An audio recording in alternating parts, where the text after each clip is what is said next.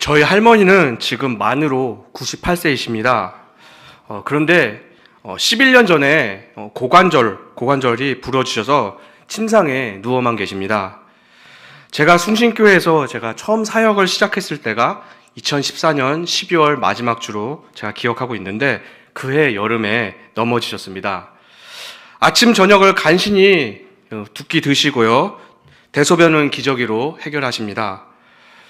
저희 부모님도 만으로 77세, 78세 고령이신데 할머니를 요양원에 보내신다는 것은 양심상 할 수 없고 할머니가 돌아가시기 전까지는 여행도 안 가신다고 하시면서 집에 모셔야 한다고 그렇게 말씀을 하십니다.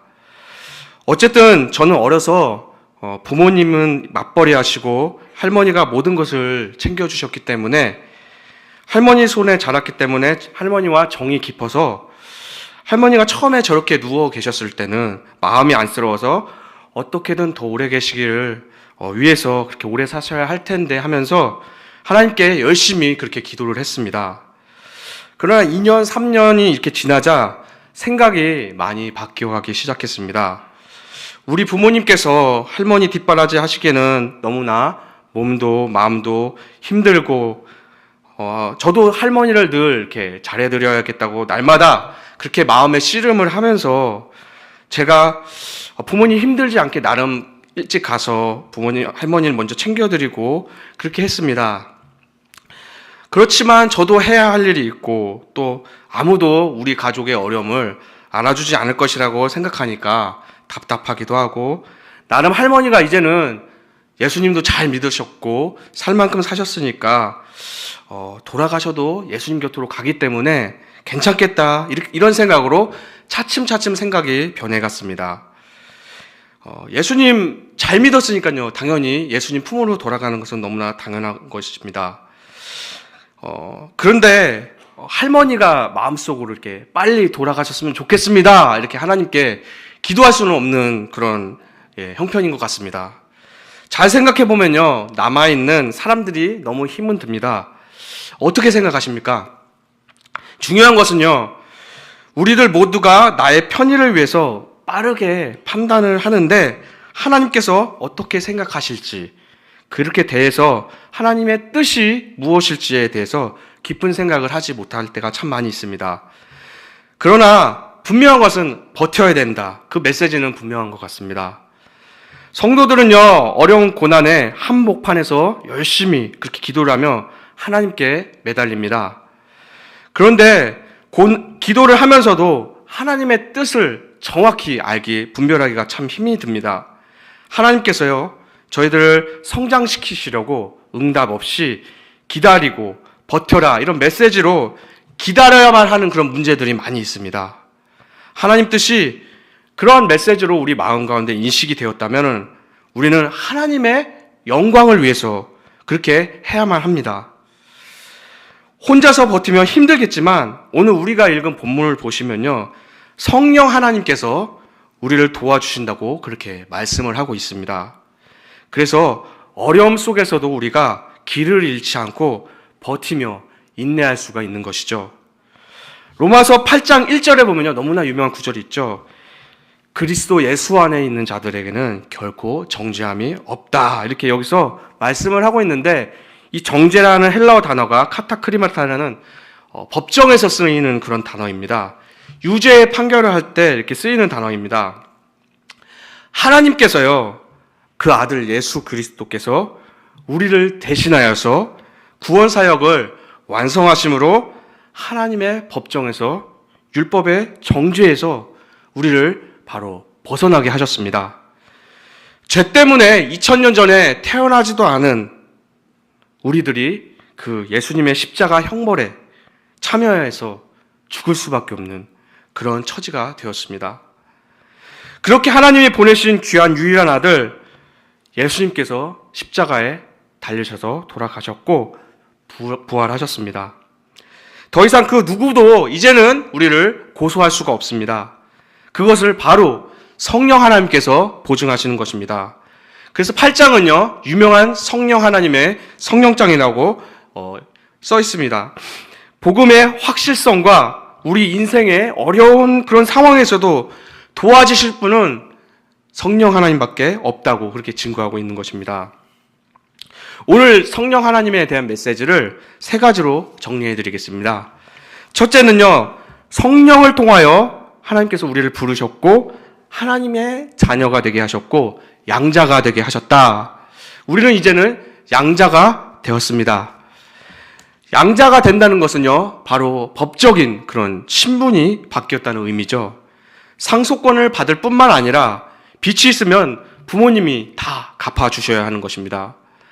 앞으로 우리들이 짊어져야 될 그 무거운 죄짐도 하나님 아버지께서 분명하게 책임져 주십니다.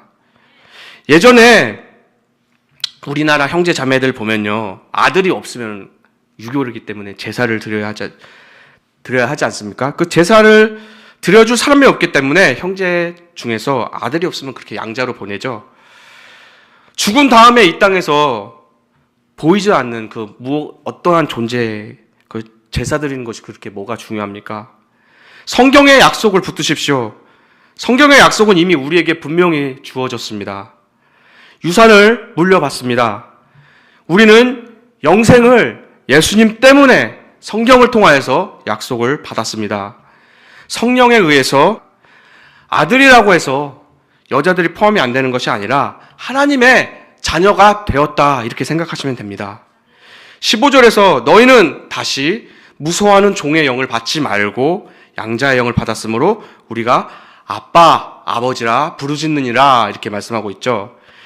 여기서 종의 영, 또 양자의 영, 두 가지 영이 이렇게 대조가 되죠. 종의 영은요, 하나님의 영에 의해서 죄를 자각한 그 한 사람이요, 마음속에 율법이 생각나서 역사함으로 하나님을 향하여서 두려워하는 그런 사람들을 의미합니다. 그러한 영을 받은 사람을 의미합니다. 제가 살고 있는 뉴욕, 뉴저지에는요, 이렇게 빵모자라는 그런 정통 유대인들이 참 많이 있습니다. 딱 봐도 압니다. 이렇게 머리도 이상하게 닦고, 그런 사람들이 많이 있습니다. 마트에 가면 쉽게 보이는데요, 머리도 이상하게 닦고, 또, 결혼을 하면요, 여자들이 머리를 빡빡 이렇게 밉니다. 그래서 가발을 쓰고 다닙니다.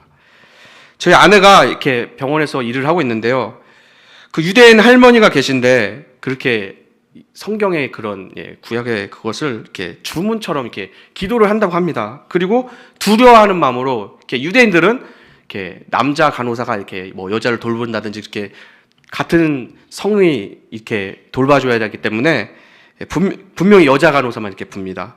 근데 저희 아내가 저한테 해준 얘기가, 예수를 믿는 우리들은 하나님의 자녀가 되었기 때문에 평안하고 기쁨이 충만한데, 그 유대인 할머니들은 구약만 믿기 때문에 굉장히 불안하면서 초조해야 한다고 그런 얘기를 저에게 했습니다.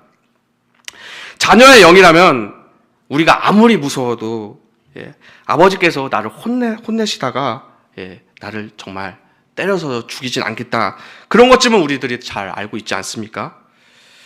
하나님이 우리를 아버지라고 부를 수 있게 해주셨기 때문에, 우리가 하나님 자녀가 되었기 때문에 앞으로도 분명히 하나님께서 책임져 주십니다.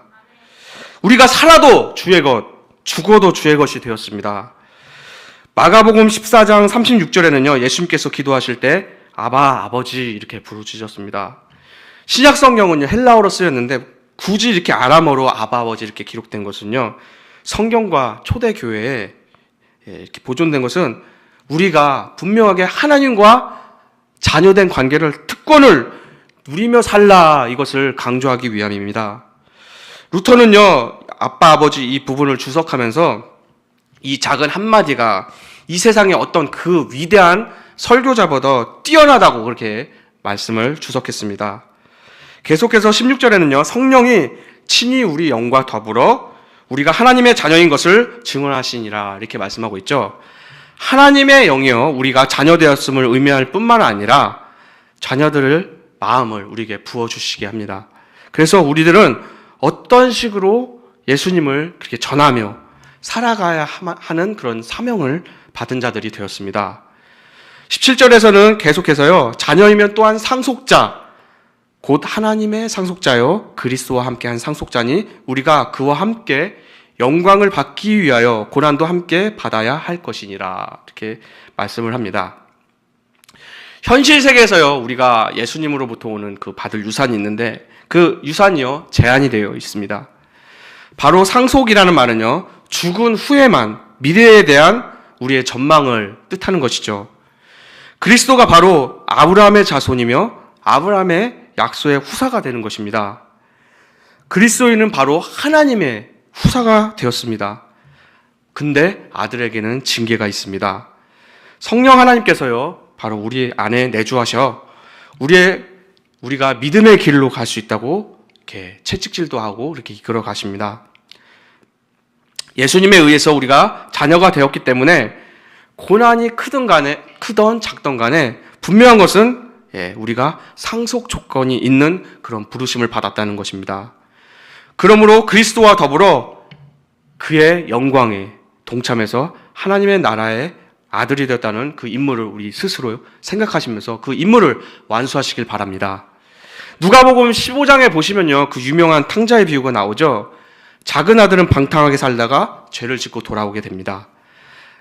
아버지에게 아버지여 내가 하늘과 아버지에게 죄를 얻었사오니 지금부터 아버지의 아들이라 일컬음을 감당하지 못하겠나이다, 이렇게 말을 하죠. 나를 품꾼에 하나로 보소서, 이렇게 말을 합니다. 그러나 아버지는요, 아들을 계속 기다리고 있었죠. 기다리고 있다가 먼 데서 알아보고 달려가서 그 냄새나는 거짓골이 다 되어서 망한 아들을 다가가서 아들을 향해서 목을 안고 입을 맞추어 줍니다. 더러워도 너는 내 아들이다. 살아와줘서 고맙구나, 이렇게 말씀하는 것 같습니다. 피투성이가 되어 있을진저 살아있는 것이 하나님의 은혜인 것입니다. 제가 이렇게 몇 년 만에 이렇게 말씀을 전하게 되었는데요. 이렇게 성도 여러분과 이렇게 건강하게 살아서 하나님 말씀을 전할 수 있는 것이 너무나 감사한 은혜인 것 같습니다. 아들은 아버지에게 아들이라 불리는 것을 감당할 수가 없었습니다. 죄가 많기 때문에 먼저 주장할 수 없는 그런 자신의 처지가 되었습니다. 아버지는요, 종들에게 제일 좋은 옷을 내어다가 입히고 손에 가락지를 끼우라고 그렇게 말을 합니다. 그리고 살찐 송아지를 잡고 잔치를 베풀라고 그렇게 말씀을 하시죠. 모든 것이 준비되어 있는 것이 아버지의 집이죠. 먹고 즐기면 되는 것입니다. 구원받은 백성에게는 기쁨과 희락이 있습니다. 손에 가락지를 끼운다는 것은요, 우리의 신분, 바로 신분이 하나님의 자녀로 왕같은 제사장으로 우리가 부르심을 받았다는 것을 의미한 것입니다. 너희들은 더 이상 하나님을 두려워하는 종이 아니다. 내 아들이고 너희들은 자녀가 되었다. 그렇게 말씀하는 것입니다.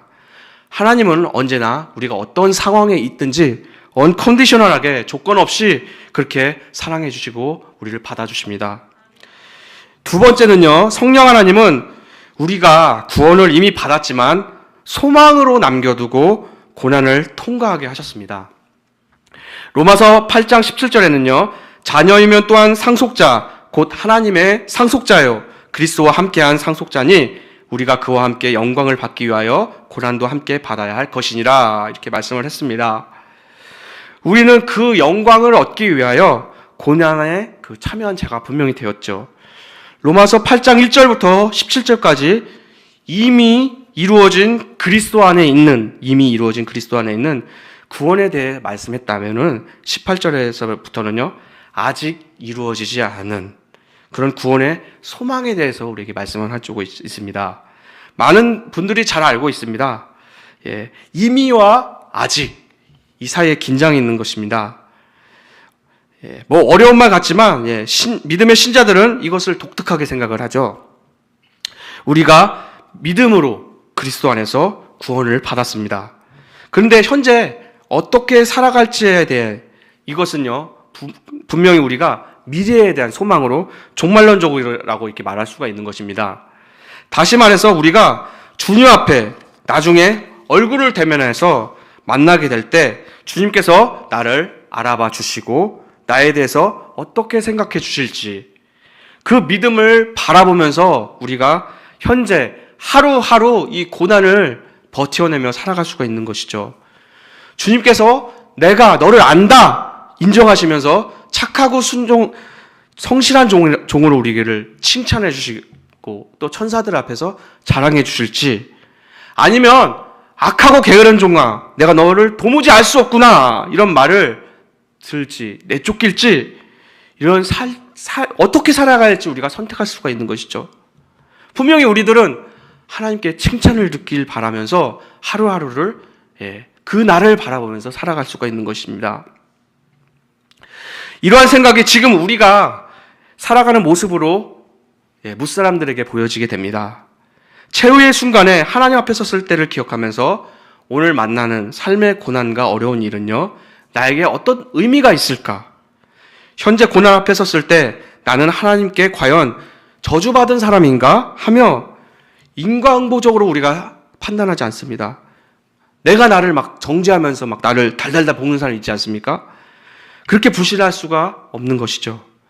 아니면 고난을 통과할 때 성령 하나님께 도움을 받음으로 인해서 우리가 기도하면서 버티면서 넉넉히 이기든지 아니면 괴로워하면서 이기든지 어쨌든 이겨보려고 기도하며 버티는 그렇게 믿음의 사람들이 분명히 있는 것이죠. 그렇다면 우리가 하나님의 자녀가 되었는데 왜 이렇게 고난을 겪어야 하는지에 대한 물음이 생기죠. 이 세상 사람들은 그 흙수저, 금수저라는 말하며 그런 말을 하면서 부잣집 자녀들은요 고생을 덜 하라고 부모님들이 이렇게 길을 터주면서 하게 되는데 흙수저와 같은 사람들은 아무런 도움 없이 어드밴티지가 없습니다. 경쟁에서 늘 불리합니다. 이렇게 살아갈 수밖에 없는 현실에 놓이게 됩니다. 제가 이제 뉴저지 크리스킬이라는 동네에 살고 있습니다. 신용이 없으면 이렇게 집도 구하기 좀 어려운 곳입니다. 저도 집을 못 구하다가요, 그 근처 집을 다 못 구하다가 사모님이 보증서서 줘서 어렵게 간신히 구했습니다.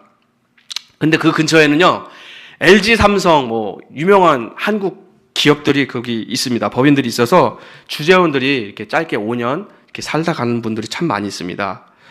삼성, LG 등 이런 사람들이 한국에서도 그 기업에 취업하려면 얼마나 실력이 좋습니까? 근데 5년 동안 자녀들을 이렇게 바짝 공부시켜가지고 정말 한국처럼 학원도 보내고 열심히 삽니다.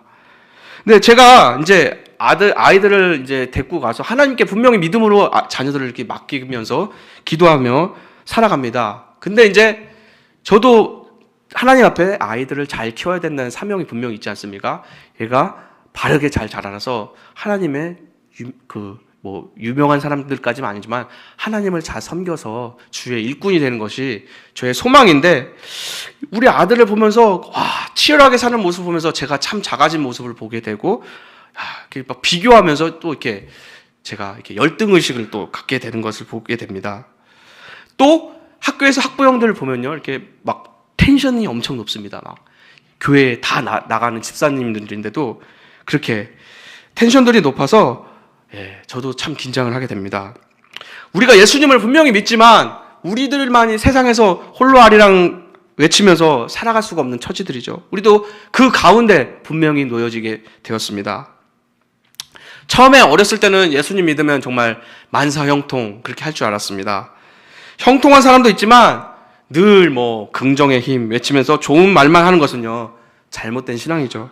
거짓 평안을 전하는 것입니다. 잘못된 거짓입니다. 가르침입니다. 그래서 오늘 본문은요 18절에 보면요, 생각하건대 현재의 고난은 장차 우리에게 나타날 영광과 비교할 수 없도다, 이렇게 말을 합니다. 종교개혁자 칼빈은요 이렇게 죽기 전에 이 말씀을 이렇게 외우면서 하나님 품으로 갔습니다.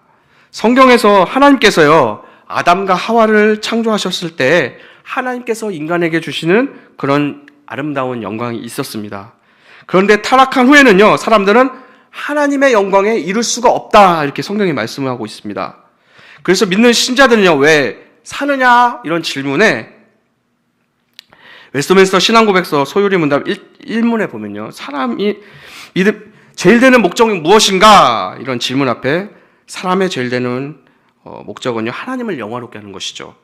영원토록 그를 즐거워하는 것이라고 분명히 말씀해주고 있습니다.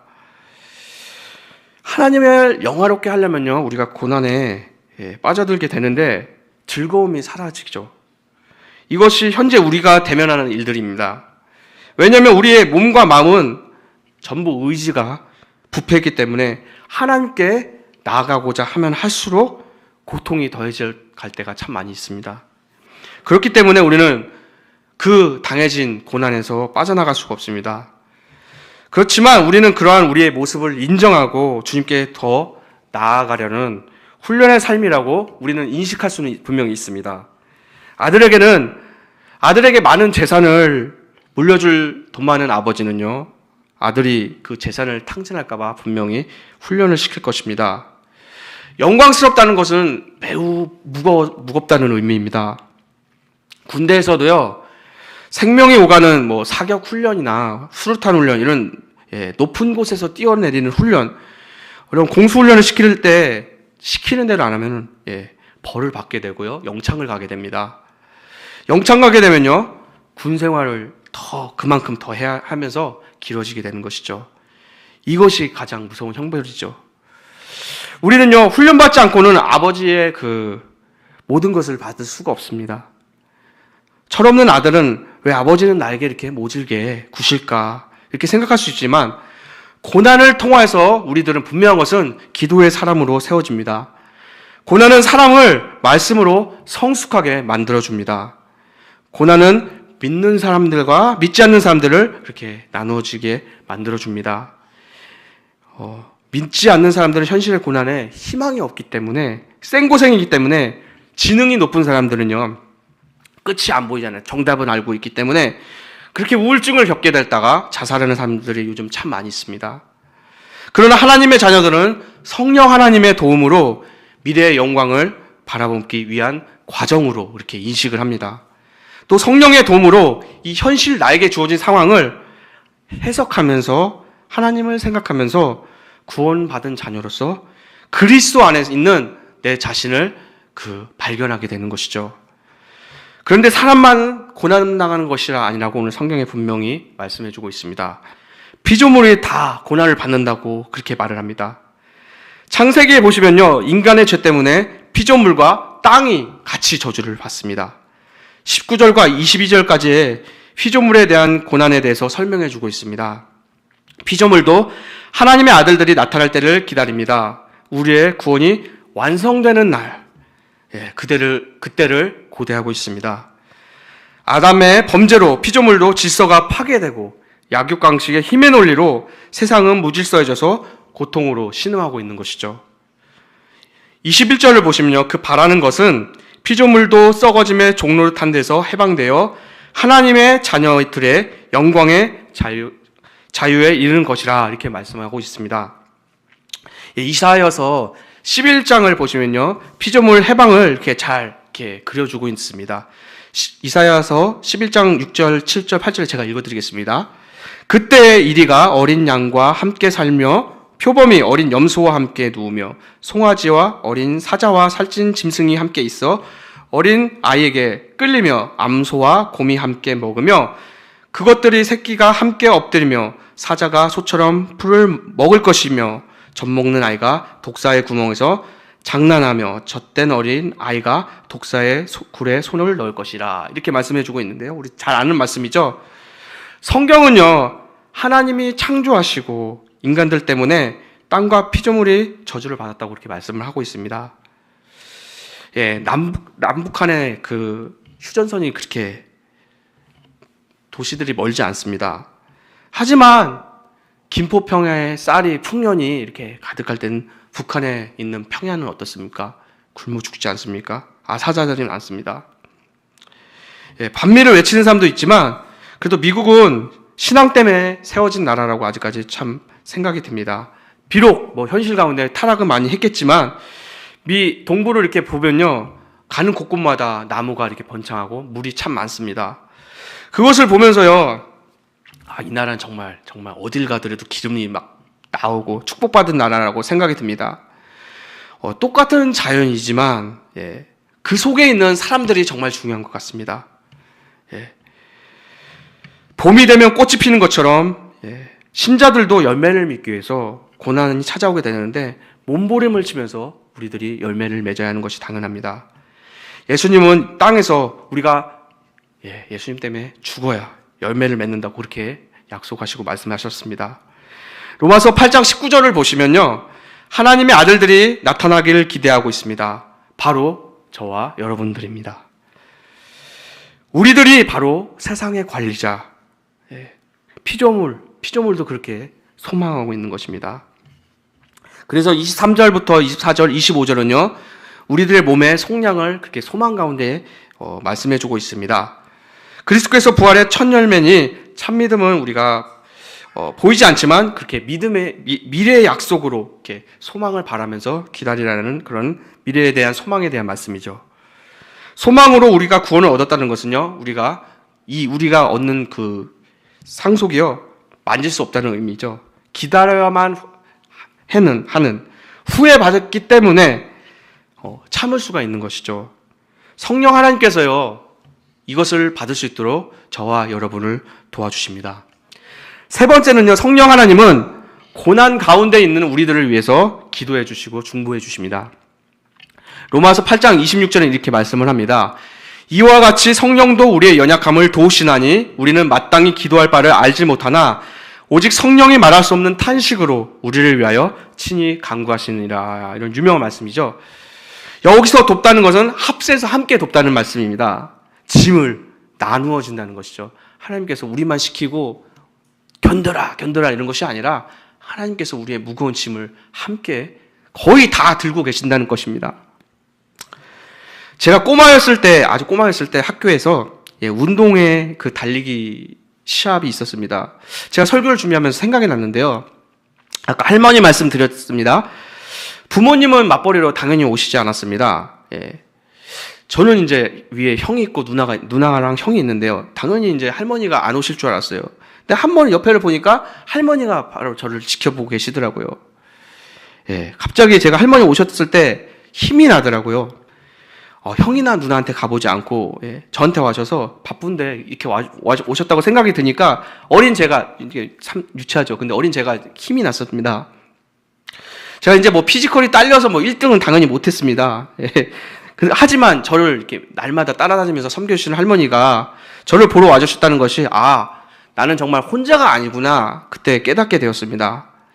또 이제 군대에서 생각이 나는데요. 이게 후임과 같이 이렇게 비가 홍수가 나서 이렇게 큰 돌을 날랐던 때가 기억이 납니다.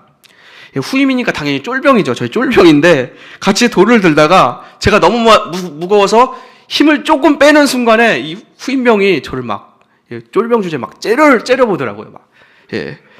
자기는 힘든데 왜 힘을 빼냐고 그런 것이죠.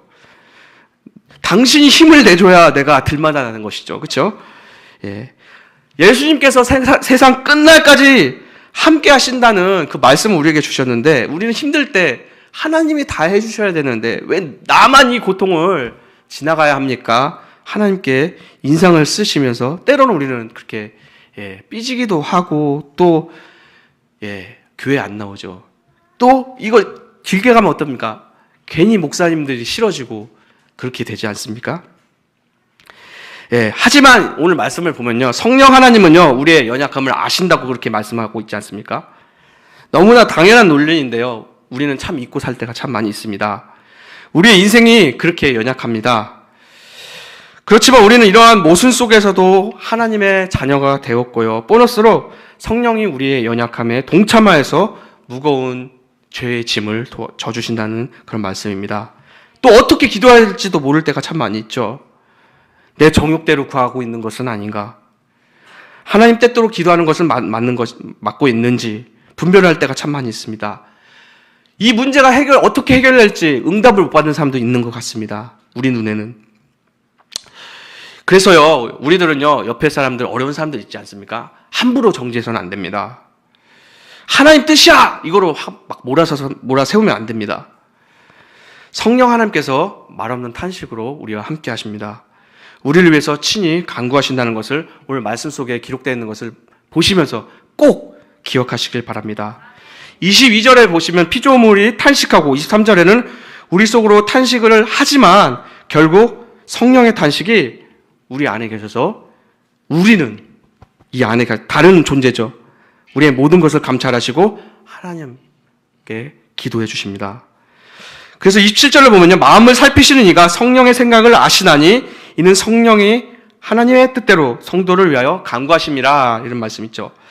마음을 살피시는 분도 하나님이신데 마음을 살핀다는 것은 분명히 성령 하나님께서 우리를 고아와 같이 버려두지 않고 우리 곁에서 함께 도우신다는 그런 말씀이 또 있는 것이죠. 마음속에 일어나는 그런 어려움들 하나님께서 분명히 모든 것을 헤아리십니다. 모든 것을 아십니다. 그리고 중보사역을 우리는 보이지 않지만 영적인 것이지만 하고 계신다는 말씀입니다. 아울러서 우리 마음이 그 산상수훈에 막 예수님 말씀이 기록되어 있지 않습니까? 잘 정돈되었는지, 예수님이 기뻐하는 사람인지 싫어하는 마음을 갖고 있는지 잘 살피시고 있습니다. 우리가 잘할 수 없는 것과 필요한 것을 위하여 하나님께서는 효과적으로 그렇게 기도해 주십니다. 28절을 보면요. 우리가 알거니와 하나님을 사랑하는 자 곧 그의 뜻대로 부르심을 입은 자들에게는 모든 것이 합력하여 선을 이루느니라. 유명한 말씀입니다. 모든 것이 합력하여 선을 이룬다는 것은요. 우리가 노력하고 전진해서 도달하는 그런 어떤 우리 손에 잡히는 결과물을 의미하는 것이 아닙니다. 우리의 책을 벗어나 하나님의 이끄심을 의미하는 것입니다. 최선을 다해서 성실했습니다. 이런 것이 아니라 우리 기도를 많이 했습니다. 질이 좋았습니다. 이런 것이 아니라 결국에 우리가 알지 못하는 것, 나는 견딜 수 없는 그런 연약한 자였지만 하나님의 섭리와 하나님 뜻에 의해서 하나님께서 우리를 구속하셨기 때문에 나를 이끌어 주셨기 때문에 우리가 결국에는 구원에 이른다는 의미죠. 그것이 바로 하나님의 선입니다. 선을 이룬다는 것은 하나님의 의지대로 하겠다는 것의 그 선언이시죠. 29절에 30절에 보시면요. 하나님께서 미리 아신 자들을 또한 그의 아들의 형상을 본받게 하기 위해서 미리 정하셨으니 이는 그로 많은 형제 중에서 맏아들이 되게 하려 하심이니라. 또 미리 정하신 그들을 또한 부르신 그들을 또한 의롭다 하시고 의롭다 하신 그들을 또한 영화롭게 하셨느니라. 이렇게 말씀합니다. 여기서요. 미리라는 말씀이 나오죠. 이 바울 사도가 여기서 뜻을 담아내고 싶었던 것 같습니다. 우리보다 앞에서란 뜻이죠. 미리라는 것은요. 우리의 어떤 행동의 결과가 아니라 내가 엉뚱한 길을 가고 있을지언정 미리 하나님은 그것을 다 우리의 마음의 생각과 모든 것을 알고 계신다는 것입니다. 우리보다 앞서서 그런 의미죠. 시간을 벗어나는 것이죠. 하나님의 미리 창세전부터 예비되었던 그 구원의 서정이라고 합니다. 신학적인 용어로. 그것을 보라는 것이죠. 우리의 죄인 되었을 때 하나님께서 미리 예비해 놓지 않으셨습니까? 그 복음의 크기와 능력, 우리의 노력과 열심과 우리 성실함 이런 것에 좌우되는 것이 아니라 하나님께서요 주도권을 가지시고 우리를 이끌어 주신다는 의미입니다. 하나님께서 우리를 만드시고 이 땅에 보내시지 않습니까? 미리 아셨습니다. 하나님께서 선택된 백성을 구원해 주시겠다는 것을 바로 하나님의 그 의지를 가지고 선언하신 것입니다. 우리를 양자 삼으시고 의롭다 하시고 또 영화롭게 하신다는 것, 이것이 구원의 시스템입니다. 구원의 목표가 무엇입니까? 하나님의 형상, 바로 예수님의 형상을 본받는 것, 바로 오늘 말씀 속에 기록된 것처럼 우리가 바로 예수님의 동생 만드는 것이 하나님의 꿈입니다. 예수님의 형상을 본받는 것이 바로 하나님께 영광을 돌려드리는 그런 길입니다. 말씀을 맺겠습니다. 십자가에 달리기 전에 예수님이 어떻게 기도하신지 기억나시죠? 마태복음 26장 39절에는 이렇게 기록되어 있습니다. 조금 나아가서 얼굴을 땅에 대시고 엎드려 기도하여 이르시되 내 아버지여 만일 할만하시거든 이 잔을 내게서 지나가게 하옵소서. 그러나 나의 원대로 마시옵고 아버지의 원대로 하옵소서. 이렇게 기록되어 있습니다. 예수님의 그 생명이 우리가 머릿속으로 알고 있지 않습니까? 얼마나 귀합니까? 온 천하만 저와 여러분 모든 생명을 다 더한 것보다 소중하신 그분이 이 땅에 사람이 되어 오셔서 세상 죄를 지고 죽어야 하는 것이 바로 구약의 메시지 아니었습니까? 그 예수님의 심정을 우리가 알 수 있을까요? 우리 모두는 당연히 말씀에 우리가 최선을 다하며 살아가고 있습니다. 하나님 말씀이기 때문에 우리가 당연히 복종해야 하는 말씀인데 왜 이렇게 힘이 들까요? 왜냐하면 우리의 본성은 악하고 무거운 죄의 그 무거운 중력이 우리가 아직 누르기 때문에 갈 길이 멀었다는 뜻이죠. 말은 가볍죠. 저도 이렇게 설교하면서 말은 가벼운데요. 우리의 행동은 매우 무겁습니다. 분노하고 막 비명치고 막 하나님 앞에 그러는 것은요, 당연히 우리가 갈 길이 멀었고 더 성숙해져야 된다. 너는 훈련 받아야 된다. 그런 뜻이죠. 그렇지만 오늘 말씀 속에 보면요, 성령 하나님께서 우리와 함께 하신다고 분명히 증거하고 있습니다. 예전에 부잣집에 다 하나씩 가지고 있었습니다. 추가 달린 시계 알죠? 추가 달려 있습니다. 벽시계 보셨죠? 우리가 추처럼요, 어려움 속에서 주님께 붙들렸다는 것을 잊지 마시길 바랍니다. 좌우로 갈팡질팡 흔들릴 수 있는 한계가 있는 존재들입니다. 우리가 흔들린다는 것은요, 위에 우리가 알 수 없는 그 하나님의 전능한 손에 붙들렸기 때문에 우리가 연약한 우리들이 의심을 하게 되는 것이죠. 결국 성령 하나님은요, 우리가 예수님을 닮은 동생으로 그렇게 살아내도록 어려움 속에서 우리를 빚어가십니다. 그게 하나님의 선입니다. 성령 하나님은요, 오늘도 도우시고 함께 하신다는 것을 잊지 마시고 저와 승리하시는 숭신교회 성도님들이 되시기를 예수님의 이름으로 축원합니다. 기도하겠습니다. 하나님 아버지 감사합니다.